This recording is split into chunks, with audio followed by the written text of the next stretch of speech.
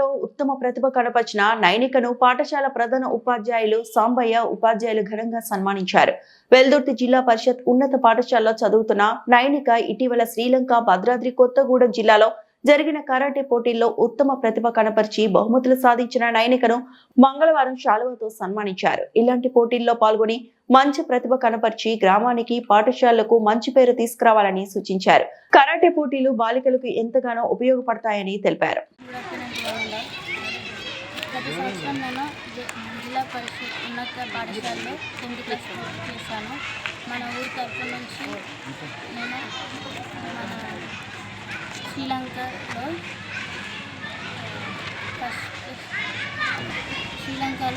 First place సాధించి cup తీసుకోవడం జరిగింది. అలాగే భద్రాద్రి కొత్తగూడెంలో బ్లాక్ బెల్ట్ ఫస్ట్ ప్లేస్ సాధించాను. ఇంకా మొన్న సరూర్ నగర్ స్టేడియంలో జడ్జింగ్ చేసే అవకాశం నాకు దక్కించిన సార్ గారికి ధన్యవాదాలు. ఇంకా ముందుకు వెళ్ళడానికి కారణం నా స్కూల్ టీచర్స్. ఎందుకంటే అక్కడ కరాటే మాస్టర్ ఉండబట్టికే నేను ఇంత పైకి ఎదగగలిగినాను. అక్కడికి ఆగిపోకుండా ఇంకోసారి రావడం వల్ల ఇంకా పైకి ఎదిగే ఛాన్స్ వచ్చినందుకు చాలా అందరికీ చిల్డ్రన్స్ కాలర్స్కి తెలియదు టీచర్స్ ప్లస్ హెచ్ఎం సార్ వాళ్ళకు అందరికీ ఆల్ ఆఫ్ యూ నా ధన్యవాదాలు తెలుపుకుంటున్నాను. ఈ వెల్దుర్తి మండల్ మెదక్ డిస్ట్రిక్ట్ వచ్చేసి వెల్దుర్తి మండల్ జెడ్పీహెచ్ఎస్ జిల్లా ప్రజా పరిషత్ స్కూల్లో చదువుకుంది. ఈ అమ్మాయి వచ్చేసి గౌడ్ కాలేజీలో వెల్దుర్తిలో కాలేజీలో చేస్తుంది. ఇక్కడ టీచర్స్ ప్లస్ హెచ్ఎం సార్ కూడా టీచర్స్ సపోర్ట్ కూడా చాలా చేశారు. దానికంటే ఇంకొకటి ఏంటంటే పేరెంట్స్ కూడా చాలా కష్టపడ్డారు. వాళ్ళు ఆర్థికంగా కూడా ఏం లేకుండా కూడా చాలా నైపుణ్యాన్ని దీని కళను సహకరించడం వల్ల అక్కడ ఎన్నో స్టేట్లు ఎన్నో కంట్రీలు వచ్చాయి. దాంట్లో మొత్తం మీద అమ్మాయి వచ్చేసి మాది Rudrammadevi self defence team coach.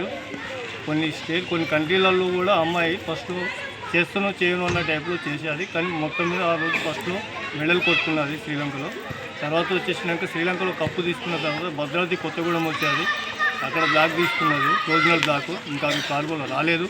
అయినా కానీ వచ్చేసి మళ్ళీ తర్వాత సరూర్ నగర్ స్టేడియం సార్ కూడా రమ్మాను. సార్ కొద్దిగా పని నుండి రాలేకపోయాడు.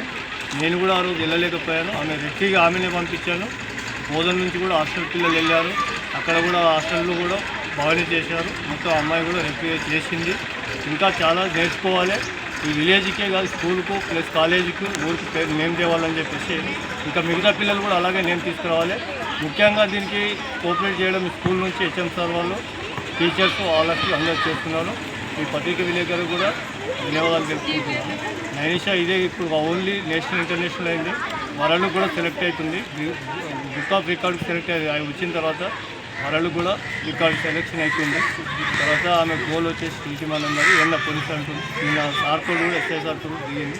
ఇక్కడ సార్ కోడ్ దిగుతుంటే సార్ అనేది చెప్తే ఓకే థ్యాంక్ యూ.